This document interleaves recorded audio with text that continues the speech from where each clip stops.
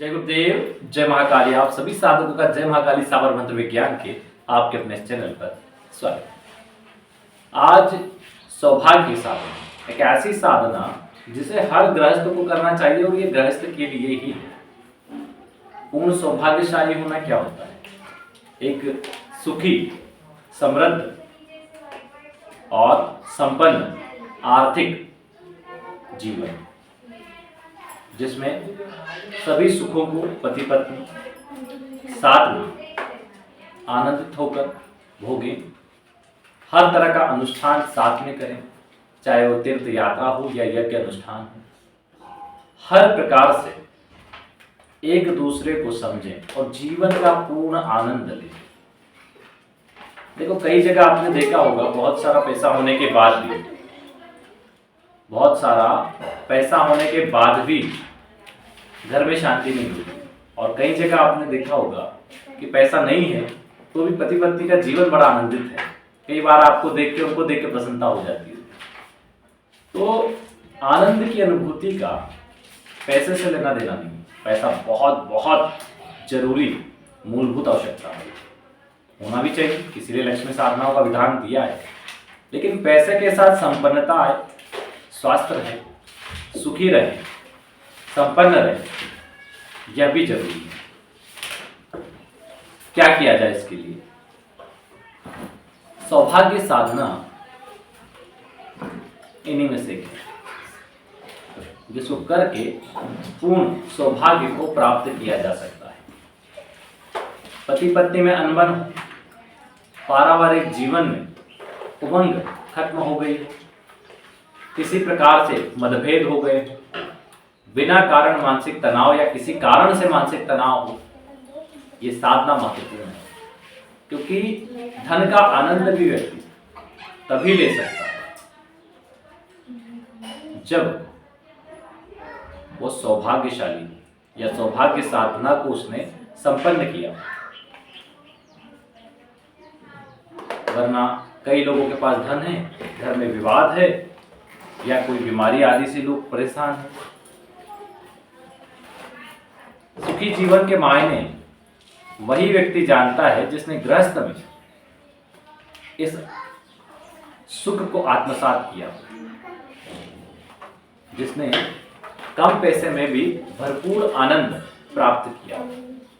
आपस में प्रेम, बहुत प्रेम, परिवार में शांति हो, किसी प्रकार का कोई झगड़ा ना हो और हर चीज में आनंद की प्राप्ति होती रहे, सुख की प्राप्ति होती रहे। इस निमित्त इस दिव्य साधना को सभी लोग करें। स्त्रियों के लिए इसका अलग विधान है, पुरुषों के लिए अलग विधान है, उसको दें। उससे पहले सभी लोग इस चीज को समझें कि जो फोन लगाने का समय है वो दिन में 11 से 4 है, मंगलवार और शुक्रवार 12 से 4। इसी बीच फोन लगाएं, सुबह से शाम तक लगाते रहते, वो ना करें। कुंडली विश्लेषण आदि के लिए अपना नाम, जन्म तारीख, जन्म का समय और जन्म स्थान नीचे दिए गए नंबर पर व्हाट्सएप कर सकते हैं। उसी नंबर पर शुल्क 501 रुपये जमा करके उसका स्क्रीनशॉट भी व्हाट्सएप करें।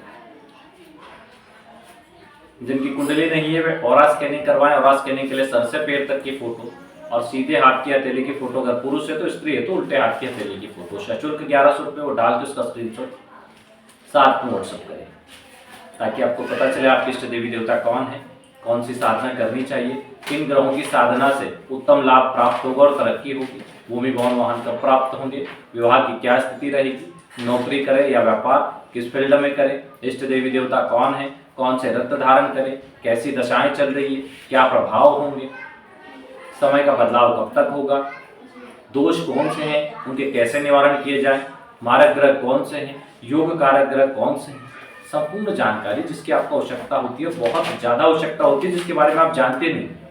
अगर पता हो तो उसके अनुरूप आप काम कर लिए। मान लीजिए मारक ग्रहों की प्रत्यंतर दशा आ रही है तो पहले ही आप उससे संबंधित उपाय कर लें, ताकि उसका दुष्प्रभाव आपको ना हो। तो ये चीजें करना जरूरी है। अब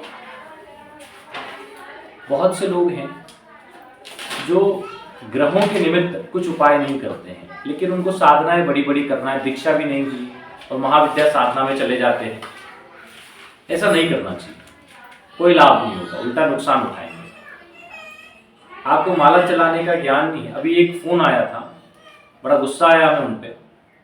तो गुरुजी हम साधना कर रहे हैं लेकिन माला की काउंटिंग कैसे करें? अब बताइए, ये कोई पूछने की बात है? तुम्हारे अंदर बुद्धि है कि नहीं है? तुम साधना कर रहे हो तो तुम्हें याद रहना चाहिए कितनी माला हुई है। अगर याद नहीं रह रहा मतलब तुम्हारा ध्यान ही नहीं लग रहा है, तुम्हारा ध्यान कहीं और है। तुम्हारा ध्यान अगर साधना पे होता तो मालाएं याद रहती। चलो वो भी ठीक है, नहीं रहेगा तो कुछ पत्थर रख लो पास में जिनसे गिनती हो जाए, माचिस की तीली रख लो, कुछ भी रख लो। अब इतनी सी बात पूछने के लिए हमें फोन लगाते हैं और साधना कर रहे हैं बहुत बड़ी।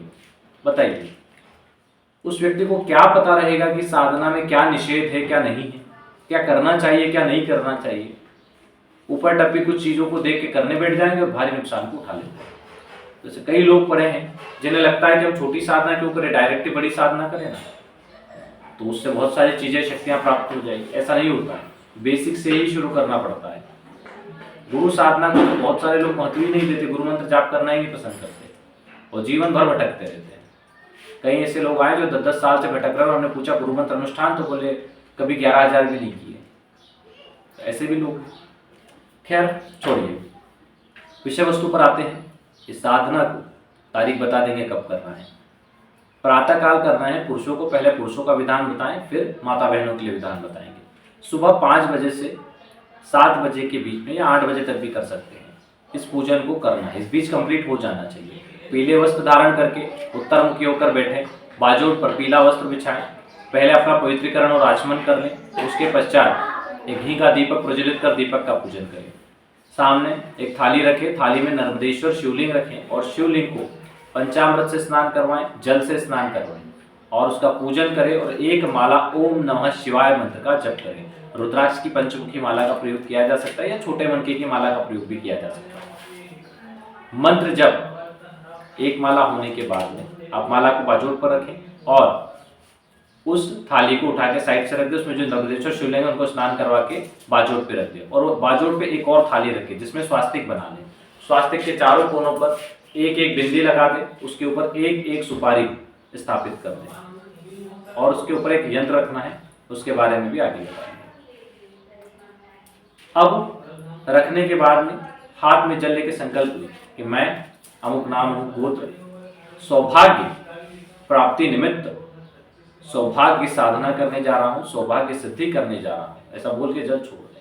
उसके बाद उस यंत्र की पूजा करनी है। सौभाग्य यंत्र है, उस यंत्र की पूजा कैसे करनी है मंत्र को नोट कर लीजिए, एक एक करके बता देते हैं।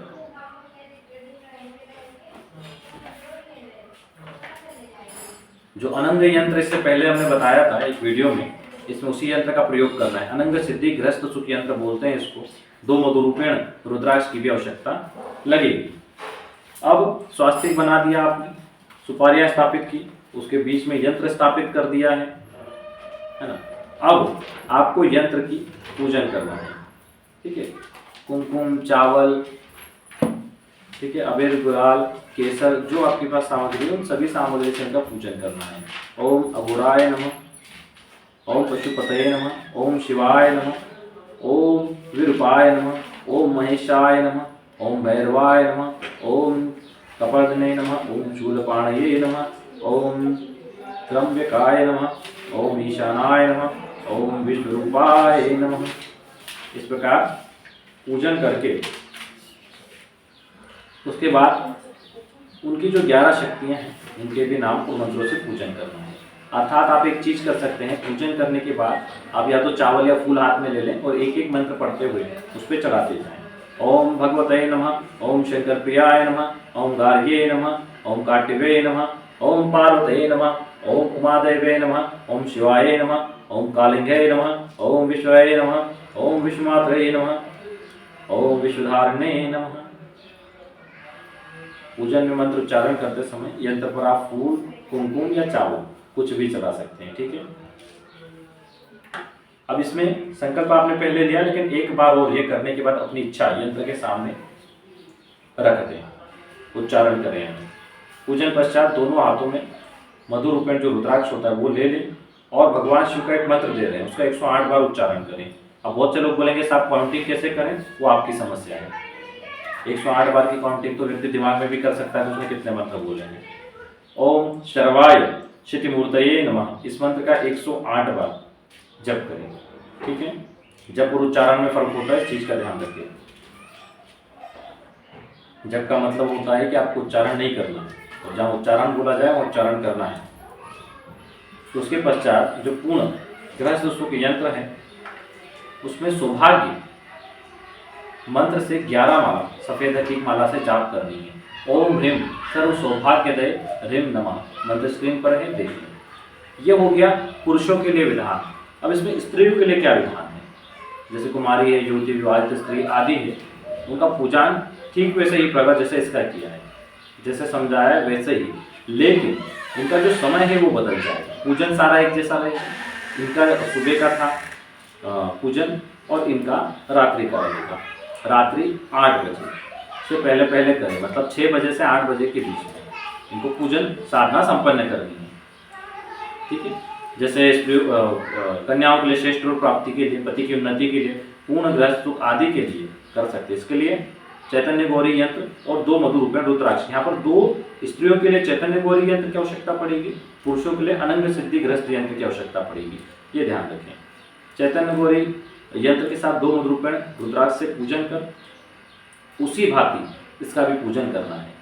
शिव शक्ति गौरी के जो मंत्र है ह्रीम गाये नमः का 108 बार उच्चारण रुद्राक्ष को हाथ में लेके करना है। जैसे हमने यहाँ पे ओम शर्वाय क्षितिमूर्तये नमः मंत्र का जप किया था, रुद्राक्ष हाथ में लेके, यहाँ पर ह्रीम गाये नमः इस मंत्र का 108 बार उच्चारण करना है, ठीक है। उसके बाद स्त्रियों को 5 माला जप करनी है। इसके लिए विशिष्ट गौरी माला का प्रयोग होता है। ओम श्री सौभाग्य प्राप्ताय श्रीम ओम, इस मंत्र से आप जप करें ना। 5 माला मंत्र जप पूर्ण हो जाने के बाद यंत्र एवं अन्य सामग्री को उसी स्थान पर स्थापित कर दें। पूरी रात दीपक निरंतर जलता रहना चाहिए। दूसरे दिन मधु रूपेण रुद्राक्ष को शिव मंदिर में जलाशय अथवा पीपल की जड़ में अर्पित कर दें तथा आने वाले 21 दिन तक यंत्र के समक्ष उपरोक्त मंत्र की 1 माला जप करते रहें।